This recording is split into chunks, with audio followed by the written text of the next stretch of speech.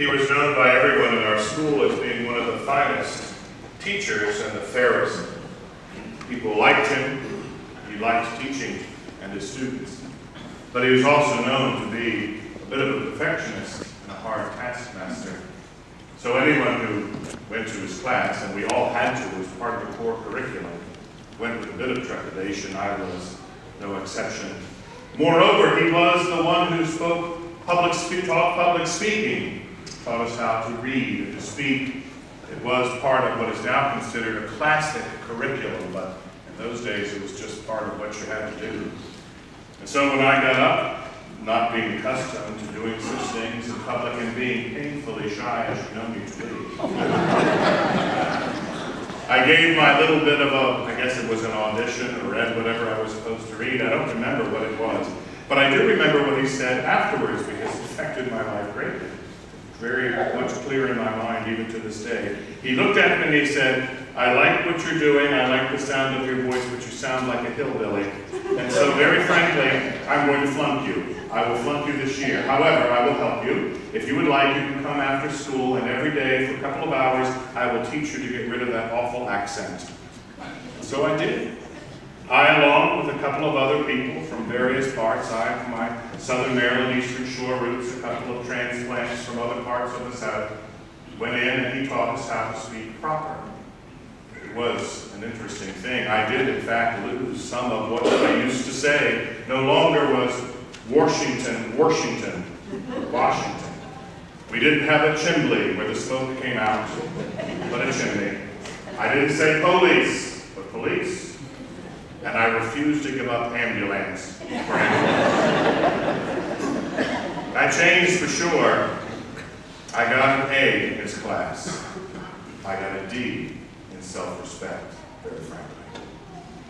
It was interesting, some years later, sitting on the beach with my beloved brother who did not have to go through his class, I said hello to some people who were walking by our beach blanket, and they didn't say a word. And then some more walked, and I said, "Good afternoon," and they said, "Hi, how are you?" And I looked at my brother and said, "Do you believe that? What's the difference?" And he said, "It's the difference in y'all and yous guys." You know, language does affect you. It does make you a part of who you are. There is a regional lexicon. There is an identity that binds people when they hear a like accent or a like language. Well, they know who they are. Listen to Latinos speaking at Walmart amongst themselves and then trying so hard to get their point across to the cashier who has no idea what they're trying to say. Listen to the young people speaking as they speak their language of Twitters and Facebook and YouTube, and then as a savvy adult try to get in and have them roll their eyes and go, "No, that's not what we're talking about." There is an identity that language brings. It's not an accident that when a country conquers another, the first thing they do is prohibit the speaking of the native tongue. The English did it to the Irish, the United States did it to Hawaii, and of course the Romans did it to Israel, and the Greeks have done it before. In fact, by the time of Jesus, far worse in my class had happened to his society. They had been oppressed so long that virtually no one spoke Hebrew. It was in danger of becoming a completely lost language. In fact, the rise of the Pharisaical class was partially about preserving that language. Jesus himself didn't speak it in terms of going home and chatting away in Hebrew. He spoke Aramaic. So, when he gets up, and he does something very odd, you know. He goes to the synagogue in his hometown, and he has given the prophet Isaiah, which is a very long book in the scriptures, of course, and he unrolls the scroll. There's silence. They're all looking at him. Because normally you go to the front and you read something from the front and explain it or talk about it. But he unrolls and unrolls and unrolls and unrolls. And there's a great deal of silence for a good long period. Till he gets almost to the end and he reads this magnificent passage. "The Spirit of the Lord is upon me. He has anointed me to bring glad tidings to the poor."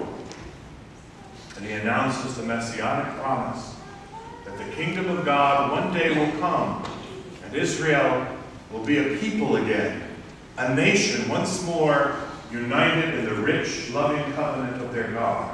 And then amazingly says at the end, today, what you've just heard, this prophecy, is fulfilled in me, in your presence. It's astounding. You know, we listen, but we're not in the language of the time.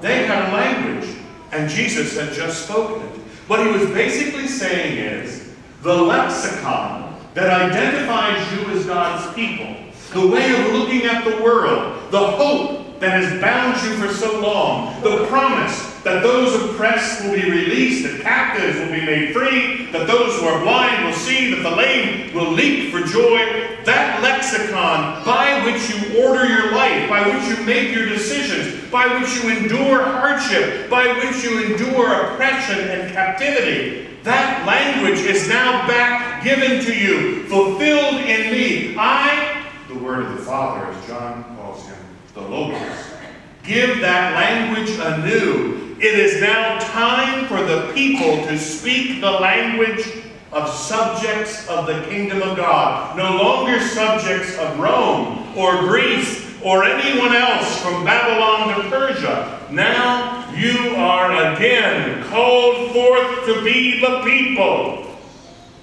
And you can imagine the confusion and the tremulousness that went through that synagogue. That's, of course, what Nehemiah is doing in the first reading, so wonderfully proclaimed by our ministers of the Word, who Luke in the Gospel thanks for passing on the Word.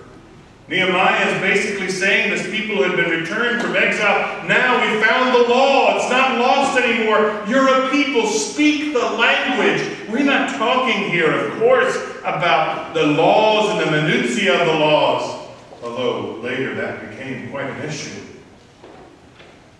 Nehemiah and Ezra giving to the people as a way of seeing themselves.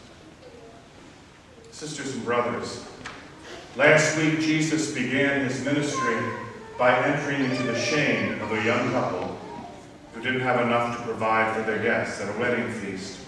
And today he enters into the oppression of his own people and says, I'll give you a new language, and when you speak that language, you will become free. Because you see, language does identify us.